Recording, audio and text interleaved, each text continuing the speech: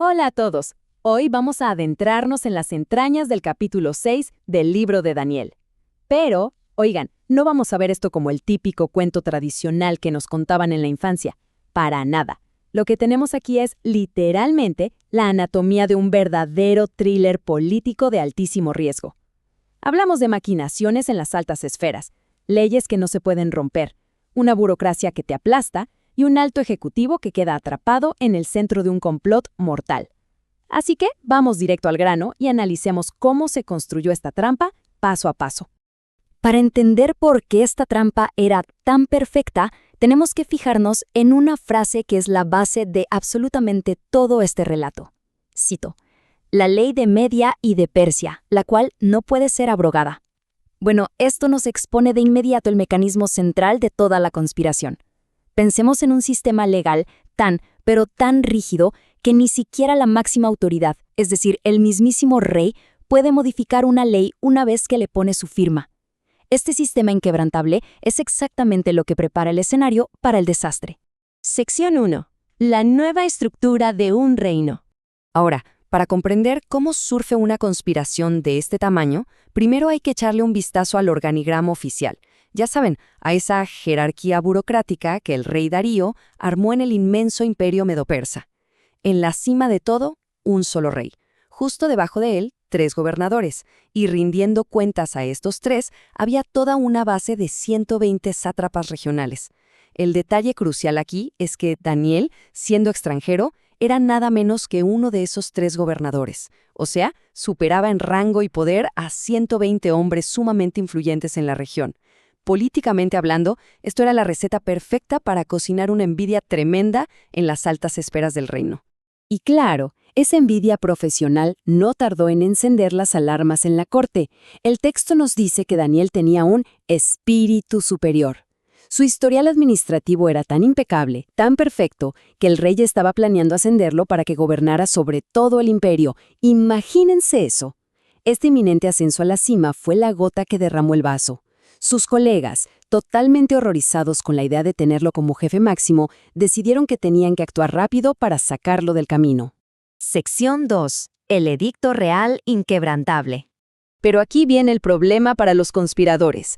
No pudieron encontrar absolutamente nada de corrupción, ni un solo vicio o error en el trabajo diario de Daniel. Estaba completamente limpio. Así que tuvieron que cambiar de estrategia y ponerse mucho más creativos y siniestros. Decidieron fabricar un crimen usando sus hábitos diarios. Su momento de genialidad malévola queda claro con esta cita: no hallaremos contra este Daniel ocasión alguna para acusarle, si no la hallamos contra él en relación con la ley de su Dios. Al ver que no podían atacarlo por su trabajo, deciden apuntar sus armas con precisión quirúrgica hacia la inquebrantable rutina religiosa de su rival. Y así es como diseñan la trampa que le llevan al monarca. El plan propuesto establecía que por 30 días, cualquiera que le hiciera una petición a cualquier dios u hombre que no fuera el rey Darío, sería echado al foso de los leones. Fue una verdadera obra maestra de manipulación política. Fíjense bien, le presentan un decreto temporal súper adulador que alimenta el ego del rey al máximo, pero que esconde una pena capital brutal diseñada específicamente para atrapar a un solo hombre. Aquí hay un contraste conceptual fascinante entre 2 fuerzas gigantescas que están a punto de chocar. Por un lado tenemos la recién firmada ley inamovible del imperio. Está estrictamente prohibido orarle a nadie más que al monarca por 30 días. Y por el otro, la rutina inamovible de Daniel, que tenía la costumbre de orar y dar gracias 3 veces al día, con las ventanas abiertas hacia Jerusalén. Es literalmente como ver un objeto imparable yendo a toda velocidad contra una pared inamovible. Alguien iba a salir perdiendo. Sección 3. La trampa se cierra. Y es en este ambiente de muchísima tensión donde la trampa finalmente se cierra. Vamos a analizar la coreografía legal de esta emboscada porque es increíble. Primero, los conspiradores verificaron que el edicto tuviera la firma del rey, para hacerlo a prueba de balas. Segundo, fueron y atraparon infragante a Daniel orando. Tercero, y esto es vital en cualquier jugada burocrática, antes de soltar el nombre del culpable, se presentaron ante el rey y le hicieron confirmar de su propia boca que la ley era inalterable. Lo acorralaron por completo con sus propias palabras, y solo entonces, en el cuarto paso, lanzaron la acusación formal. Jaque mate.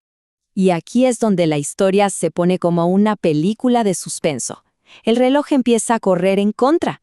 En cuanto escucha la acusación, el rey Darío se da cuenta de que lo usaron. El texto nos cuenta que el monarca trabajó frenéticamente, moviendo cielo y tierra hasta la puesta del sol, tratando de encontrar un hueco legal para salvar a su mejor administrador. Pero el mismo sistema que él aprobó lo terminó venciendo. La fecha límite del atardecer llegó y no hubo vuelta atrás. Daniel tuvo que ser arrojado al foso. Para darle un cierre total a esto, tanto físico como legal, la fuente nos cuenta que trajeron una gran piedra y taparon la entrada del foso. El rey y sus príncipes sellaron esa piedra con sus propios anillos. La situación quedó congelada en el tiempo, ya no había forma de alterarla de ninguna manera. El destino de este ejecutivo parecía absolutamente sellado.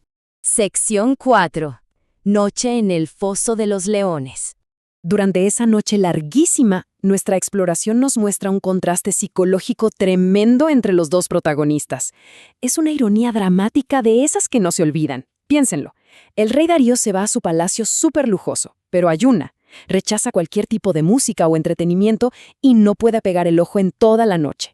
El hombre más poderoso del mundo, el que acaba de firmar una ley irrefutable, está en su cama retorciéndose de impotencia, mientras que el hombre que supuestamente debería estar aterrorizado está allá abajo, atrapado en un pozo.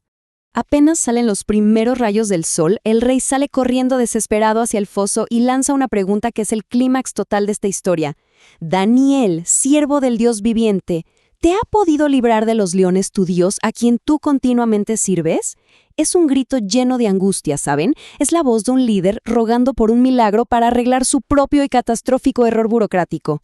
Y la respuesta que rompe ese silencio matutino es de verdad para poner la piel de gallina. Desde el fondo del foso se escucha a Daniel decir: «Mi Dios envió su ángel, el cual cerró la boca de los leones, para que no me hiciesen daño, porque ante él fui hallado inocente». El texto confirma así de una manera espectacular su supervivencia milagrosa y además reafirma que siempre tuvo la conciencia limpia frente a la administración. La trampa perfecta, esa que parecía no tener salida, fue desactivada por completo. Sección 5. Un nuevo edicto promulgado. Ahora, sabemos que en las estructuras de poder de la antigüedad, intentar manipular el sistema legal del imperio te costaba muy, muy caro. Y la historia no se guarda nada al contar este crudo desenlace. En un giro brutal, el rey ordena que esos mismos sátrapas y gobernadores que armaron el complot sean arrojados al foso junto con sus familias.